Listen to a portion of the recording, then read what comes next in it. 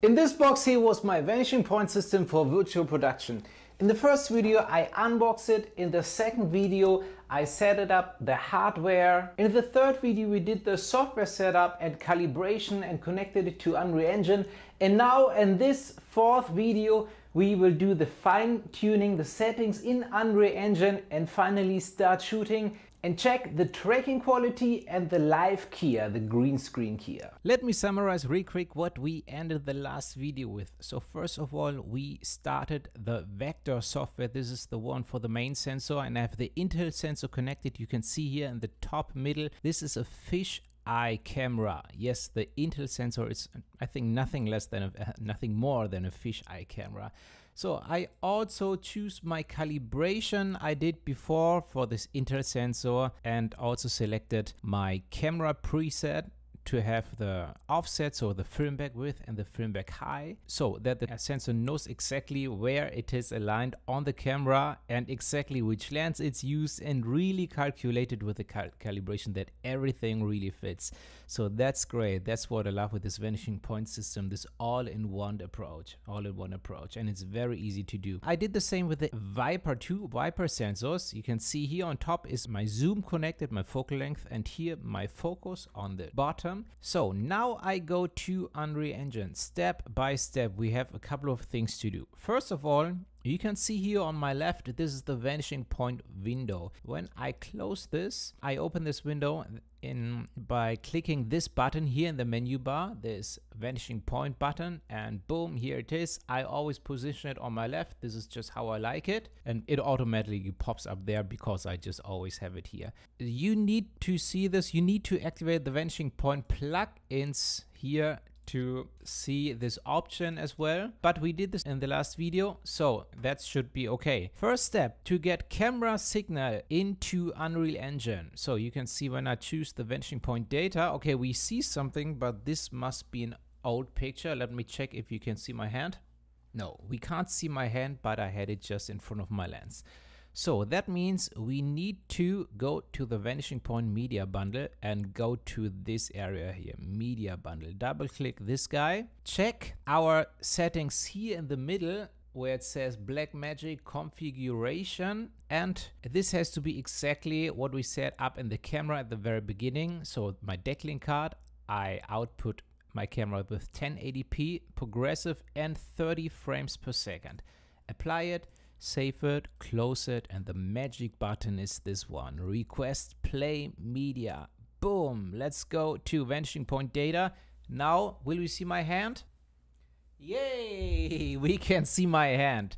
So this is now the real and live picture for my camera. That's great. Next thing to do is we go to the left to the vanishing point window, and we start at the top and go step by step all the way to the bottom. First of all, top left corner, spawn data. This is something we did in the last video. Otherwise we wouldn't have our vanishing point data and vanishing point media bundle here. So it's here, that's a sign that we already did this spawn data. So next thing is to click connect, and what this does is establish the connection between Unreal Engine and this software here, the vanishing point vector software. And what we will see probably, so let's have a look when I press F. Here's the camera. Oh, it already looks like my real camera. It's really on the floor and it's really like pointed up right at this because it's on a shoulder rig on the floor. Okay, let's try connect. Aha, it changed a little here. Now it's here. Can you see? It's still below the floor. So it just jumped in place because this is where the camera right now is in the software. And you may ask, wait, isn't the camera on the floor or not below the floor? Well, yes, but we have to do two very important things. First of all, we have to go back to the vanishing point vector software. I will grab my camera now, and you can see here on the floor, see my vanishing point floor actor. So what I will do now, I will tilt my camera, then I will click set origin from anchor, and then you should pay attention here to the right side, and this floor anchor should then appear here in this 3D viewport of the vector software. So just a second.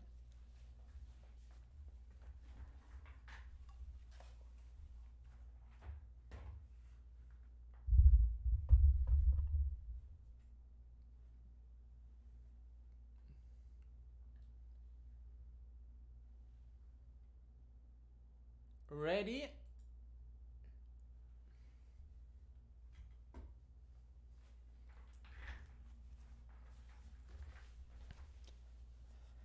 So great, that's where it is now, and this is also where the camera is now in the real world. So exactly the camera knows now where the floor plan is. That's a new information for my sensor for my camera now. Let's check this in Unreal Engine. Let's see where the camera is now. Aha, and now the camera is again here on the floor. It's not anymore below the floor. So great. But we will do one more time, because right now I'm here in this map and it's a huge floor, and I'm actually in the second floor. So I can go down here. It's a huge house, sorry. Yeah, I'm at least in the second floor. There's even like another floor in between. And there's a small trick that I'm doing all the time, because I love here to attach my vanishing point data to the virtual floor anchor. First of all, let's have a look at the virtual floor anchor here, SM floor anchor. Here it is. Let's bring it a little higher. So, and you can see this guy here looks very similar to my real floor anchor. And this is because this is the virtual version of my floor anchor.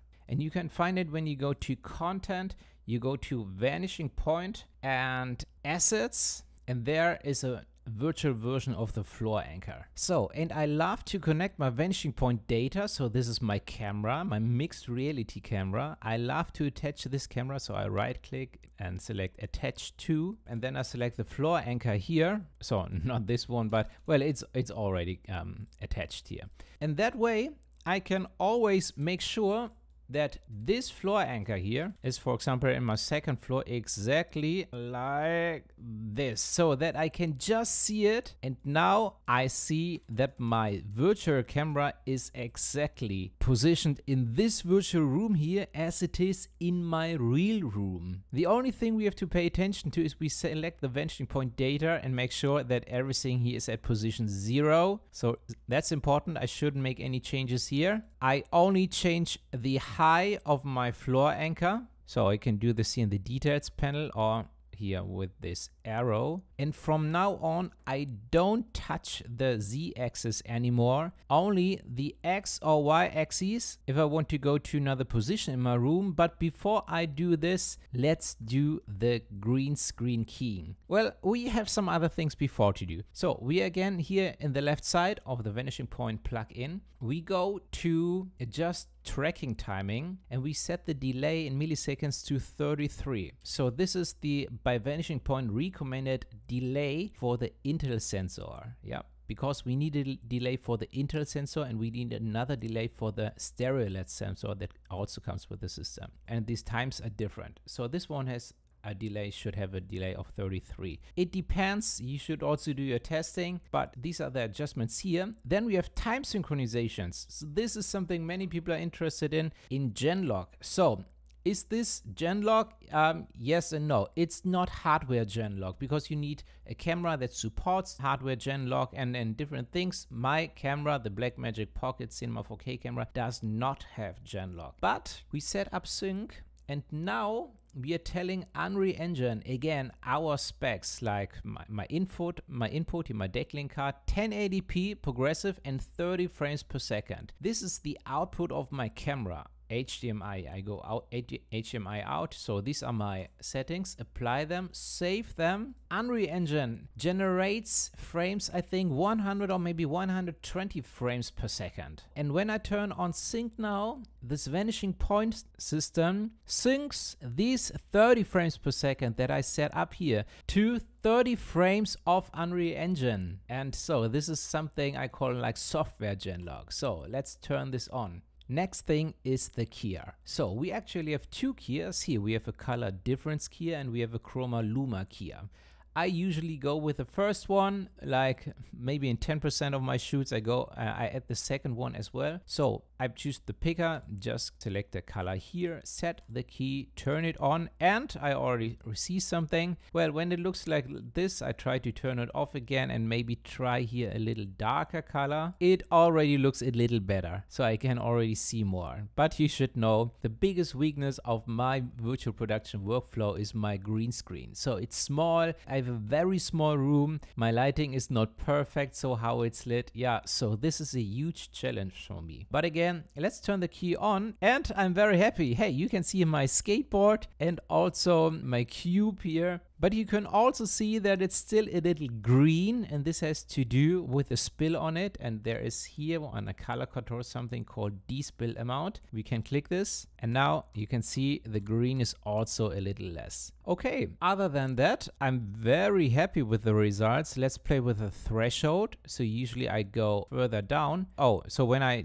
make the threshold too low, so you can see my skateboard is disappearing. And I pilot this, so it's a little bigger. So my skateboard is disappearing when the threshold is too low. And usually I'm happy when I'm not going below 7. But okay, I can see, you know what? So when I'm at 1, no, my skateboard is already half gone. It's too extreme. So I can try to bring the alpha offset a little higher.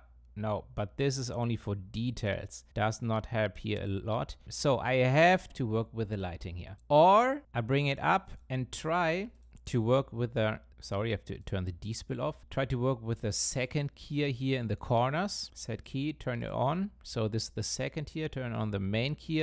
My skateboard still disappears. So you can still see some of the challenges that there are with live keying, especially when you really want to record this picture here live and not do like this keying in post-production. You can also do this, right? Just do your render and take your camera footage. But the best solution is always to just better light your green screen, yeah? And you can see, well, my corners are still much darker. And also when we pay attention here to this area of my skateboard, of course it's a challenge. You can also see here the green, the reflecting things here inside. And that's also one of the reasons why I brought my skateboard here into the picture, because it has this reflecting parts. And I don't want to hide it. If you especially work with artists, with a singer, and they have some glitter dresses, glitter tops, and glitter microphones, and the drummer of the band has a huge drum set with a lot of metal parts, and they're reflecting all this green. Well, this is a challenge. In these cases, you should do your keying in post-production because you have just much better options to work there with the keyer. So I not only want to show you the shining and fun parts of virtual production, but also the challenges. And reflecting parts when you're working with green screen is definitely one of them. That's also the reason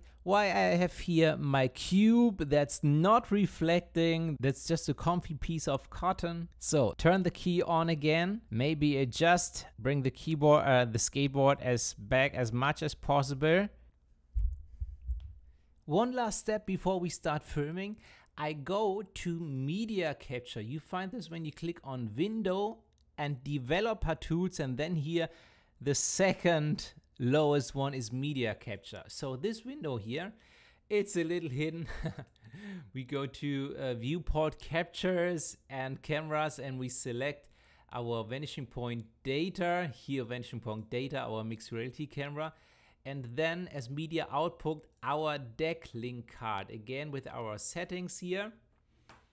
And when we got this, we click here on capture, we get this little window, and now this picture is sent via my HDMI out through my deck link card to my Ninja Flame video recorder. So here it is in the top right corner. Let me try to zoom in a little closer. You can see here is now this picture we just had in Unreal Engine. I click here on record. I have it on my tripod. I can mount it to my shoulder rig as well. I have here this small mount for this, but right now I just preferred having on the tripod on my side. Okay, let's get ready. I have a lot of cables here, and it looks like we can start recording, right? No, we cannot, because you can see here on my Unreal Engine screen, this is not aligned. So it looks like that I lost connection to my camera. Here suddenly my cube is anywhere but not where it should be.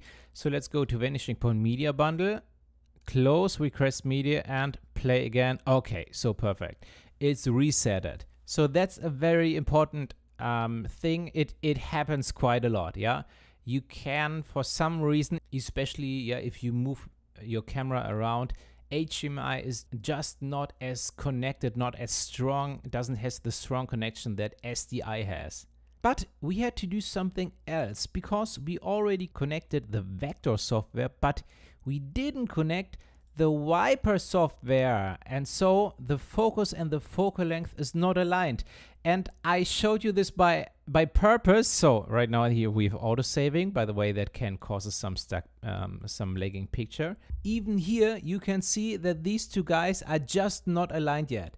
Well, they seem to work okay together, but the size, so something is not correct here.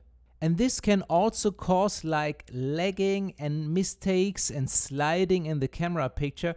And so it's very important that focal length, that really everything's perfectly set. And of course, so we have to add here source, vanishing point, Viper. And then we also have to go here to this place, search for Viper. There we find Viper live link content and we drag the BP Viper vector into the level. I already did this, so my one is here. And when I now change the zoom, for example, on my camera,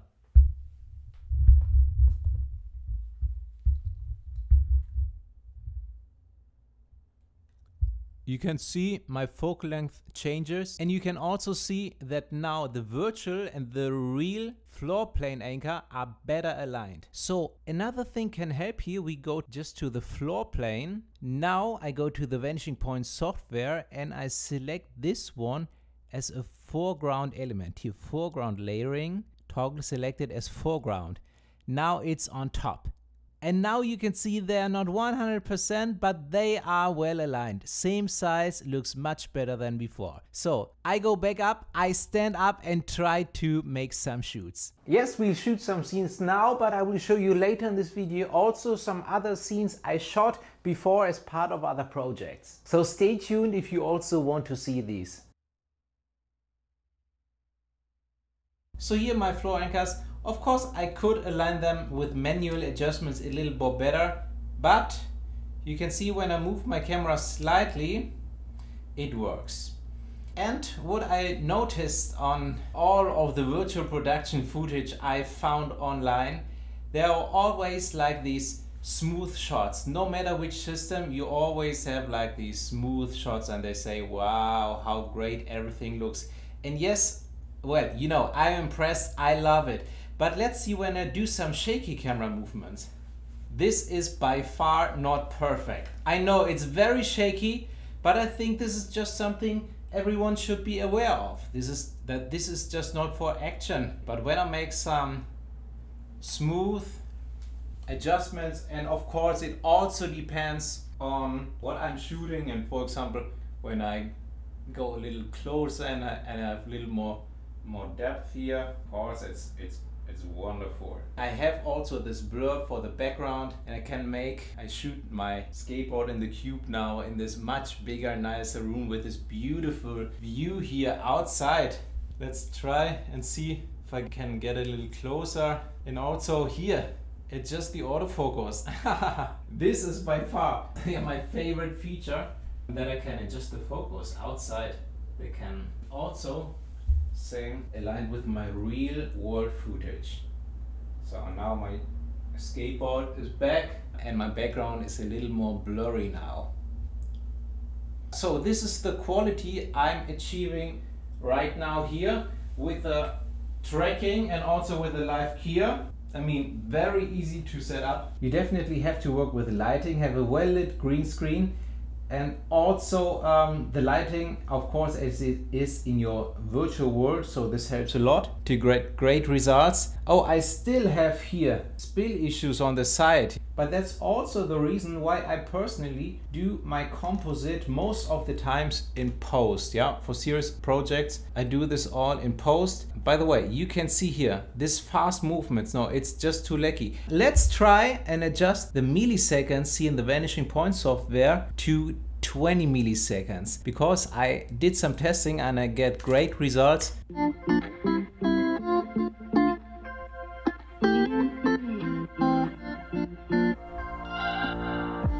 Let me know which one you like better. 20 milliseconds or 33 milliseconds, and also let me know what you would love to see in the future. High ceilings, I just love the atmosphere. So I can get out here. I have some neighbors, but these are very nice people. I really appreciate them. We can be together. Take my hand and we will conquer the world. This is our final chance. 'Cause one day we'll be looking back at this. We were in a big mess together. But we found a way to choose right from wrong. We found the strength to go on together. To go on together. Yeah. To go on together. I mean, that's just a quick and short overview in the first test. I hope that I could give you a great impression how everything works. I know that was not shiny, hey, everything is perfect and so on, but it can give you a very realistic picture of how it works when you put everything into practice. I know that there are a lot of theory talks and about a lot of details on the internet, but I don't see that many practical examples. And this is just what I'm passionate about. Is I love shooting. I don't love to care about too many technical details. If I have to, I try out all the milliseconds options I have to adjust the delay to get better results.